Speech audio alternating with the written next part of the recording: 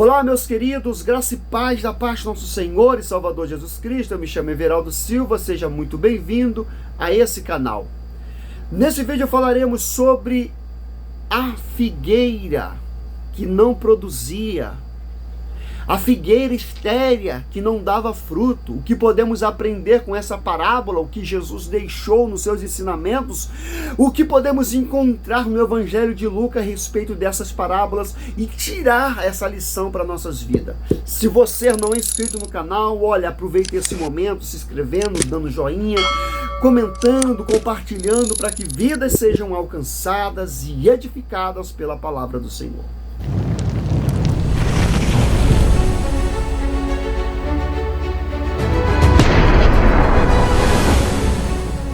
A parábola da figueira estéril é o que falaremos nesse vídeo. Essa parábola é uma das parábolas do nosso Senhor Jesus Cristo registrada no Evangelho de Lucas, capítulo 13, versos 6 ao 9. Vale dizer que, dentre os 4 evangelhos, apenas Lucas registrou essa parábola, meus irmãos. Nesse texto, nós entenderemos a explicação e o significado e as lições dessa parábola.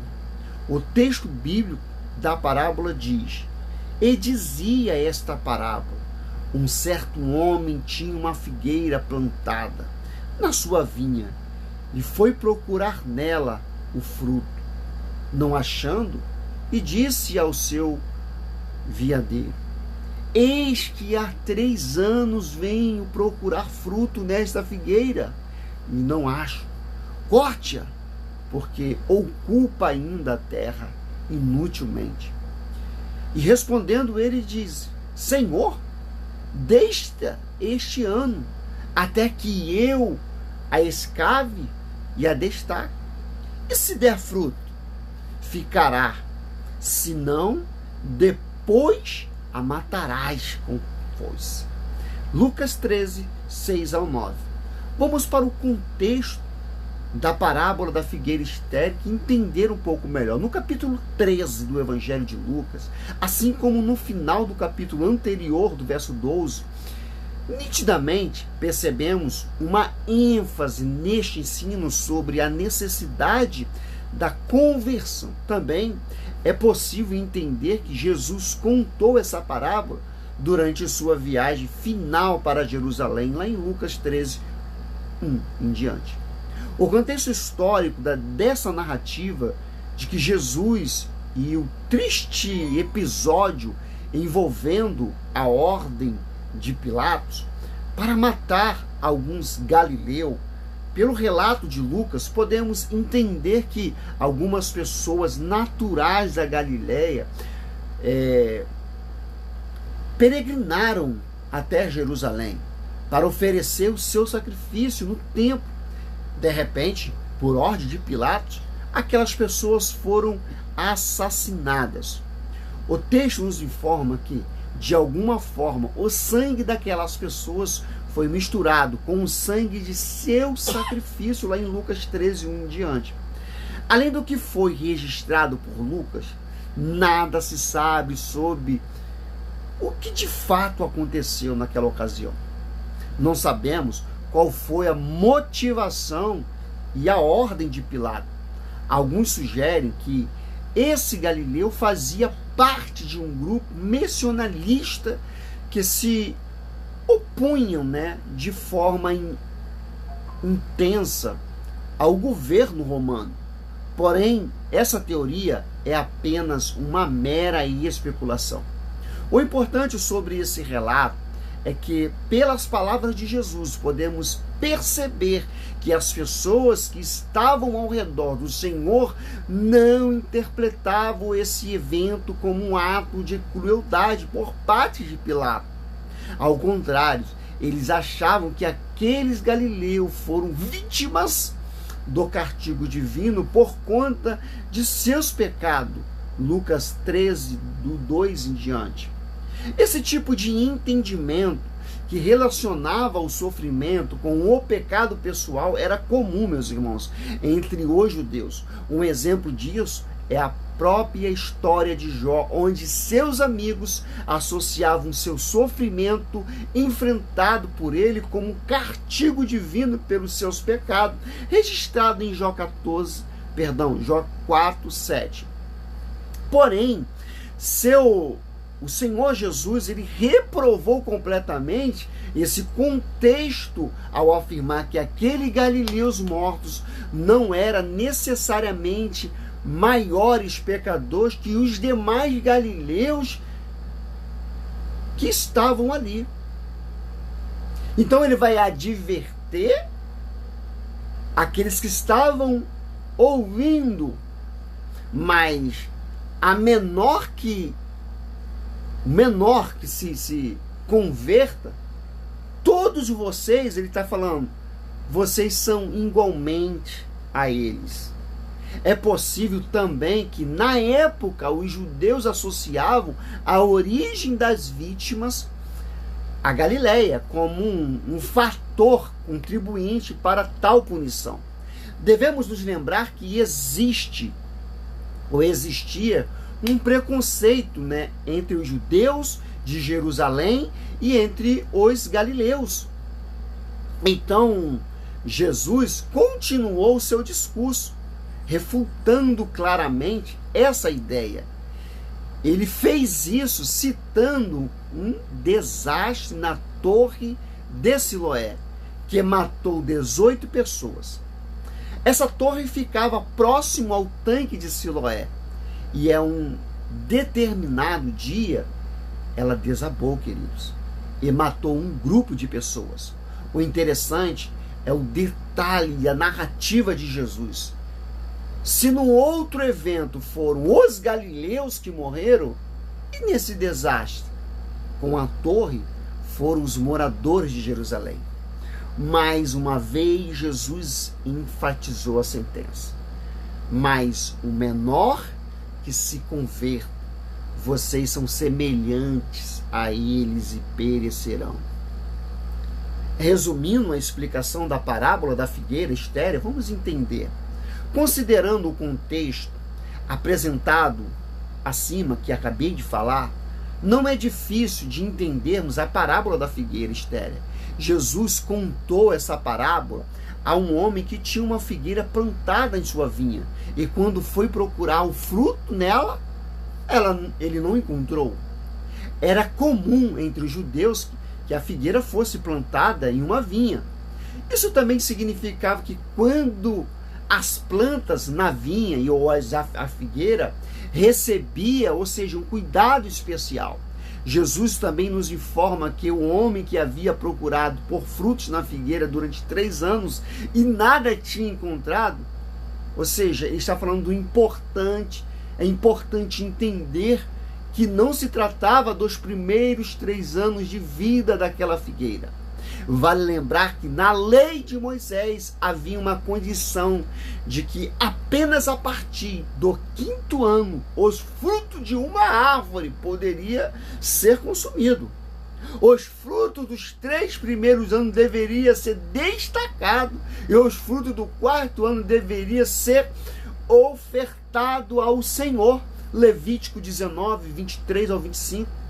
Logo aqueles homens estavam procurando, ou seja, o fruto na figueira, no 5º e no 6º e no 7º ano, mas não encontrou. Então ele ordenou ao viticultor para o quê? Que cortasse a árvore. Além disso, ele também fez uma observação interessante. Por quê? Deixá-la inútil, ou seja, a terra, ele estava ocupando a terra, ocupando um espaço, e ela estava sendo inútil ali. Até aqui percebemos que aquela árvore não era apenas inútil, ela era pior do que isso. Além de não produzir o fruto, a figueira estéril causava prejuízo, pois ocupava o espaço no solo que poderia ser utilizado de uma outra forma melhor. E também as suas raízes absorviam os nutrientes da terra, prejudicando as demais plantas que estavam ao seu redor, queridos. Então o homem cuidava da vinha e pediu para que o seu servo tivesse aquele espaço livre. Só mais um pouco nós precisamos, ele falou, de paciência. Esperar mais um ano. Durante esse prazo, ele iria adubá-la, né? Olha o que o servo falou. E ele se não produzisse, a figueira poderia ser cortada. Então, lendo, né, o diálogo entre o fazendeiro, né, o dono da vinha, nós podemos perceber que o trabalhador demonstrava, ou seja, um interesse especial naquela figueira, na figueira estéril. Ele não só podia parar e cortar ela, como também um compromisso do seu serviço, ao fazer tudo o que tivesse ao seu alcance para que a árvore pudesse produzir. Era a ordem. A parábola termina e nada é dito.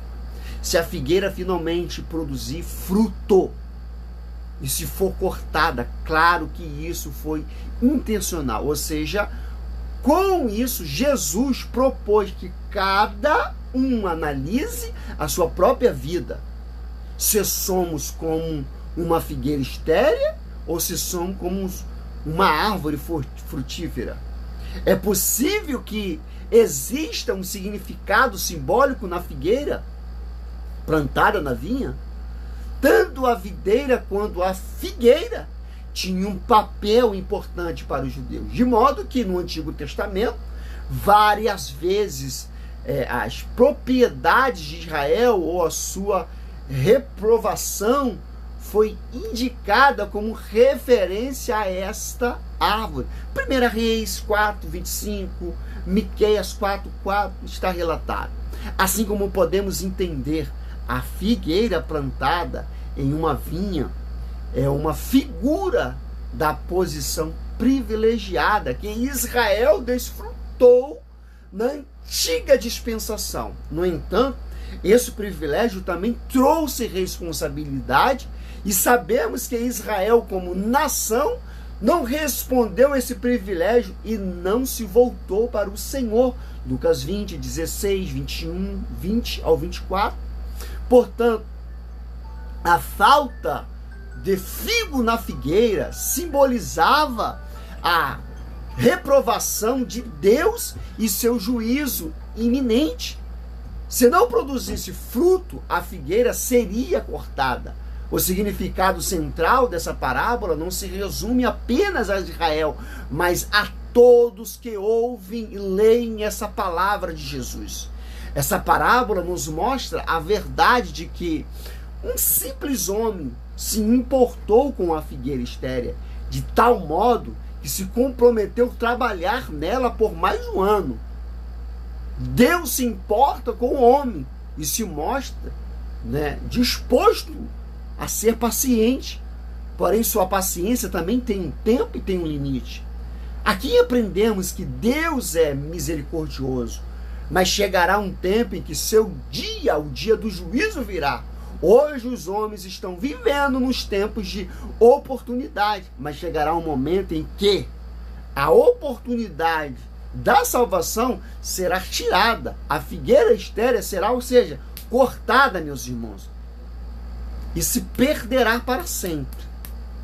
Assim, esse ensino, esse vídeo, esse ensino principal a qual estamos falando sobre a parábola da figueira estéril, é que a paciência de Deus resulta em um julgamento ao pecador. Esse é o mesmo ensino expresso na Epístola aos Hebreus, quando o seu autor escreve que se toda transgressão e desobediência recebeu justa retribuição, como escaparemos nós se negligenciamos tal grande salvação? Hebreus 2, 2 ao 3. Quando meditamos na parábola da figueira estéril, podemos facilmente nos lembrar das palavras do profeta Isaías: buscai ao Senhor enquanto se pode achar, invocai-o enquanto está perto, deixa o ímpio o seu caminho, e é o homem maligno os seus pensamentos, e se converta ao Senhor, para que se compadecerá dele. Torne para o Senhor Deus, porque grandioso é em perdoar. Isaías 55, 6 ao 7. Quando tempo é permitido pelo Senhor para o homem? Quanto tempo é? Se arrependa. Se tiver esgotado esse tempo, então ninguém poderá escapar do juízo de Deus. Essa parábola, sem dúvida, ela dá uma ênfase à responsabilidade humana. Deus, ele é soberano. A Bíblia ensina claramente a doutrina da justificação pela graça mediante a fé, mas isso não anula a responsabilidade do homem. O homem depravado, o homem é corrompido pelo pecado, não poderá culpar Deus pela sua negligência. No dia do juízo, ninguém poderá reclamar da paciência e da misericórdia do Senhor, nem mesmo questionar sua justiça.